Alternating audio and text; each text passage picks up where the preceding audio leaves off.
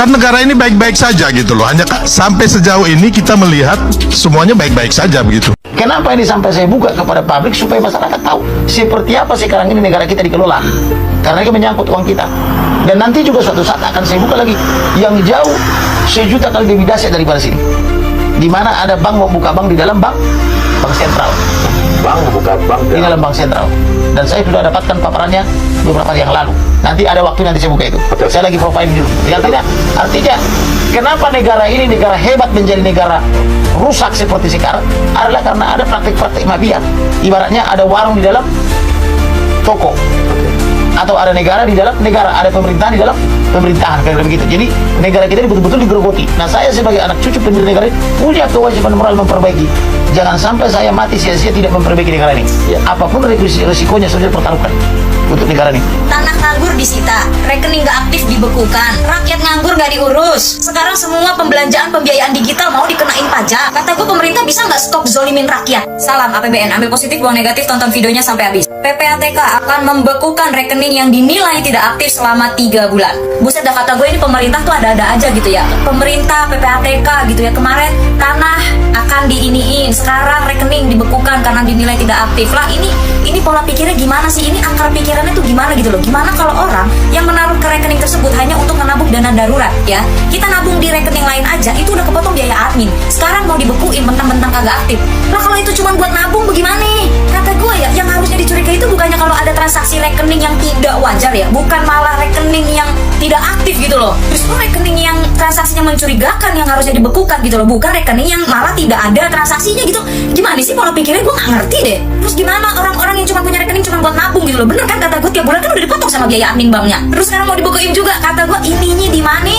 Buat kalian yang nggak tahu apa artinya rekening dorman, jadi rekening dorman itu rekening yang dinilai tidak aktif gitu ya. Nih kalian bisa baca sendiri deh ya. Duit sendiri, kerja cari sendiri, masih aja direcokin sama negara. Dah kata gue curiga dah rakyat Indonesia semuanya bakal masuk surga jalur VIP nih gara-gara kebanyakan dizolimin. Ditambah sekarang katanya amplop kondangan itu mau dipajakin juga. Kata gue gimana rakyat Indonesia mau berkembang biak kalau mau nikah aja dibikin trauma gitu loh. Udah nabung buat nikah susah gitu ya. Sekarang pun nikah bisa di KUA. Tapi kan nikah kan ada makan-makan, ada apa segala macam, terus pasti ada yang amplopin, ada juga zaman sekarang yang transfer gitu kan, ngasih amplopnya gitu via transfer gitu kan, terus mau dipajakin juga. Kata gue lu bisa nggak berhenti menyusahkan rakyat? Bener kan kata gue di konten gue yang kemarin, gue hidup cuma sekali gitu, kita semua hidup cuma sekali gitu ya, nggak tahu reinkarnasi jadi apa gitu kan, kali gue jadi macan, jadi singa, jadi biawak, jadi api gitu kan, cuman gue jadi manusia nih hidup cuma sekali ya. Kenapa gue dilepehnya itu di WNI, kenapa gue dilepehnya itu di Indonesia gitu, kenapa?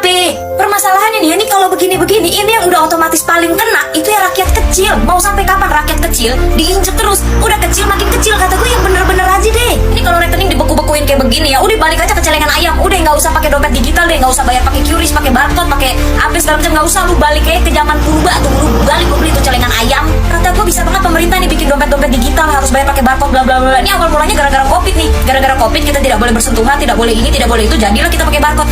Berlanjut sampai sekarang ya, jadinya begini nih, semuanya digital, semuanya pajak, semuanya ini.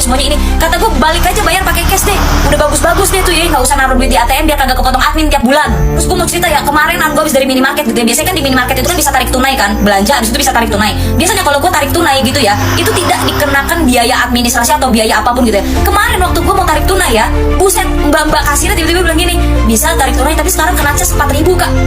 Kata gue, sejak kapan kena cas? Gak tahu kak, peraturan baru dari banknya. Bisa banget loh kata gue loh. Teman kembali lagi bersama saya di channel ini. Teman-teman, kita telah menyaksikan sebuah cuplikan video teman-teman yang dimana ya soal halo teman-teman, kembali lagi bersama saya di channel ini. Teman-teman, kita telah menyaksikan sebuah cuplikan video teman-teman yang dimana ya soal masalah pekerjaan, maka Gibran selalu diingat di situ ya. Kenapa teman-teman misalnya ada PHK, Gibran selalu diingat teman-teman ya.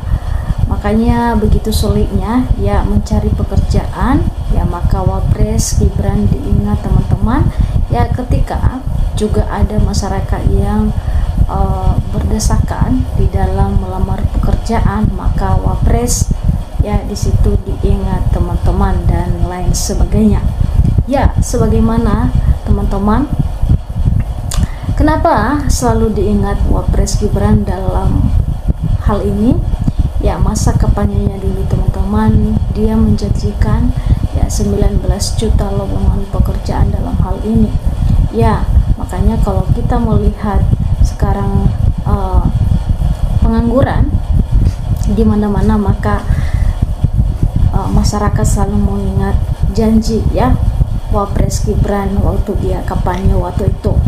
Ya teman-teman, dalam hal ini ya, maka dengan pernyataan yang telah disampaikan waktu dia kampanye, maka terbalik teman-teman ya. Kemarin yang pernah dijanjikan 19 juta pekerjaan, maka sebaliknya sekarang teman-teman yang terjadi adalah ya PHK kemana-mana, pengangguran kemana-mana teman-teman. Bukan semakin meningkat teman-teman, ada lowongan pekerjaan, maka malah sebaliknya dalam hal ini ya, tentu teman-teman ya, dan pengangguran di mana-mana teman-teman. Maka sekarang ini Indonesia sudah mulai kesulitan teman-teman dalam pekerjaan, dan juga sering di PHK teman-teman. Dalam hal ini tentu pernyataan ini teman-teman ya selalu diingat ya Wapres dengan pernyataannya waktu dia kampanye waktu 2024 yang lalu. Ya, kita membacakan ya komentar masyarakat Indonesia tentang hal ini teman-teman. Ya, rakyat harus bangun ya, saatnya rakyat bersuara. Ya, mantap Pak Kamarudin menjelaskannya, terima kasih. Nah, dijelaskan di situ bahwa si Filster ini juga teman-teman menyampaikan bahwa negara kita baik-baik saja katanya teman-teman. Ya, apanya yang baik-baik saja kalau kita lihat? Ya, salah satu persoalan adalah soal ya soal pekerjaan yang sekarang ini begitu ya, PHK yang begitu besar sekarang, dan malah ya Indonesia merasakan kesulitan berbagai hal teman-teman. Ya tentu dalam hal ini teman-teman sampaikan, daripada lihat muka si Filster lebih baik melihat tinja katanya. Jadi teman-teman masyarakat Indonesia ya, dengan kata-kata yang disampaikan oleh si Filster ini ya, masyarakat Indonesia tidak lagi ya tidak lagi untuk mendengarkan apa yang telah disampaikan oleh si Filster ini, karena si Filster ini adalah hanya kerjaannya bikin onar ya, bikin masalah, bahkan ya bisa dikatakan teman-teman dalam hal ini juga termasuk dikatakan pembohong. Ya, dikatakan lagi di sini teman-teman, kita lah sangat Pak Kamarudin ini yang diperlu oleh rakyat untuk anak cucu kita. Sudah terpuruk ya kemungkinan jembatan harus ada 2 katanya begini. Ya, dalam hal ini teman-teman ya, kita harus ya, katanya janji itu saksi rakyat ya, Indonesia kalau tidak ditepati ya maka ada pahala kau menanggung dosa besar di hadapan Allah.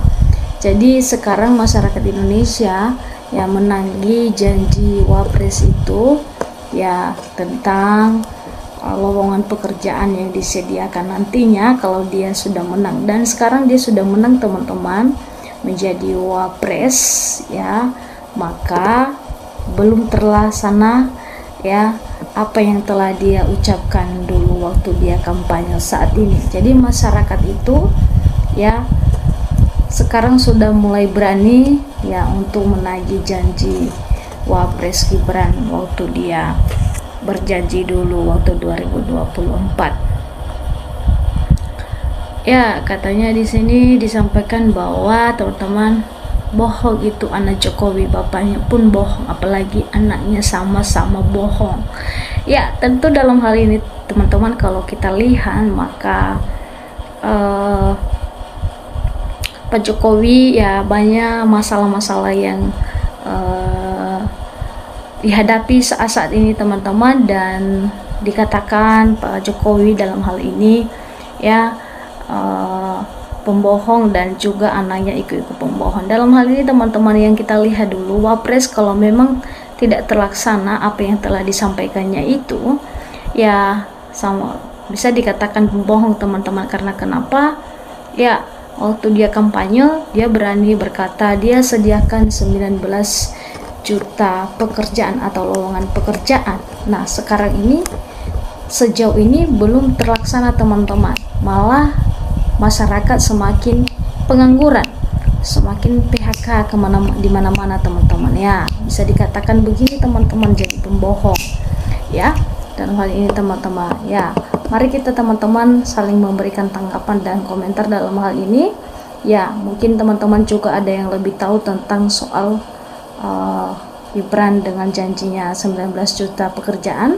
Silakan untuk berkomentar di bawah kolom komentar. Sampai ketemu di video selanjutnya. Terima kasih.